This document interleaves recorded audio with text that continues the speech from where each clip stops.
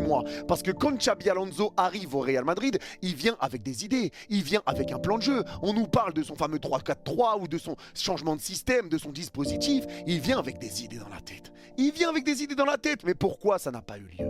Pourquoi? Parce que les joueurs se plaignaient. Parce que les joueurs se plaignent du coach. Parce que les joueurs ne sont pas contents. On regarde trop de vidéos. À l'entraînement, c'est trop dur. Et les joueurs vont se plaindre à qui? À Florentino Pérez. Les joueurs vont se plaindre à la direction du Real Madrid.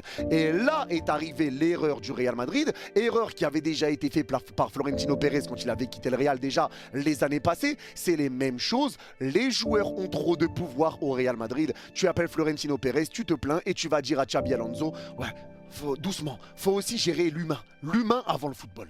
L'humain avant le football. Ce qui compte, c'est l'humain. L'humain d'abord avant le football. L'humain d'abord.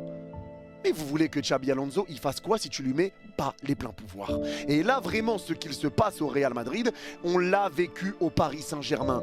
Trait pour trait, tout ce qu'il se passe, les infos, les réactions, les petites vidéos, tu vois un peu des réactions de joueurs avec le coach, tout